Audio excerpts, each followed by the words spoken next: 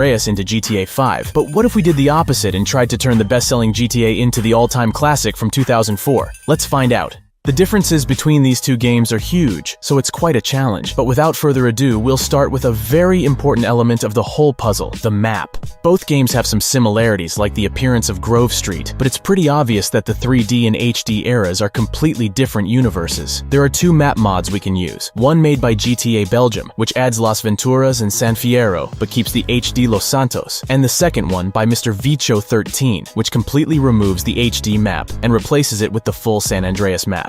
I used the latter, even though both mods have their pros and cons. The problem with the first map mod, at least for me, is the mixing of the two universes because there are noticeable differences between the HD Los Santos and the old 3D cities. On the other hand, the map from Mr. Vicho doesn't have working lampposts at night, so it's playable only during the daytime unless we plan to cruise only through Las Venturas, which still looks cool with the huge amount of neon lights and light strips on the palm trees. Luckily, the nights in GTA 5 are quite bright, so even in other cities, we can see where we're going.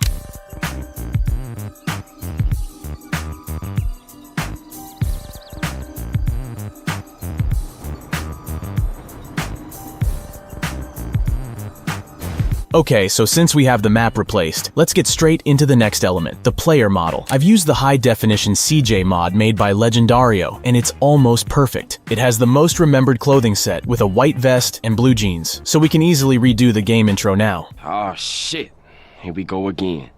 Worst place in the world, Rolling Heights baller country.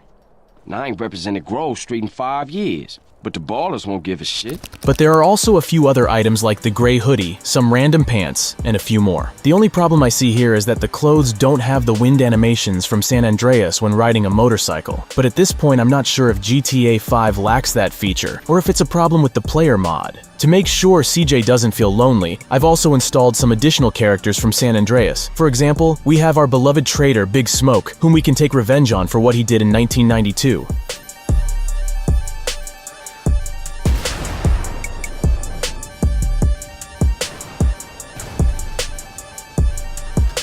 And for the same reason, I've installed Ryder.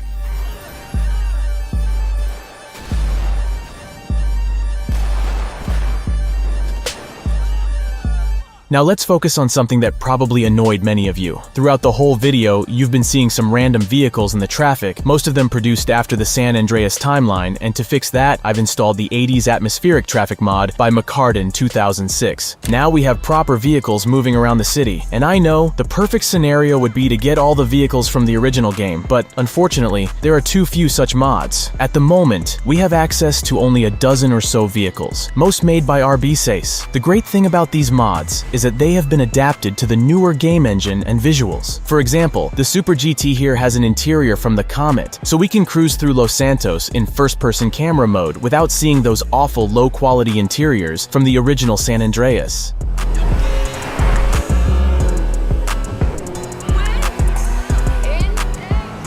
And there's also my favorite, the Elegy, which we can tune by changing the bumpers, adding spoilers, and some paint jobs. And the last car-related mod here is the D-Class Premier Police Car mod with San Andreas liveries, so now we'll be chased by these cars during all the crazy rampages. I wish there were more car mods, but well, it's better than nothing, right?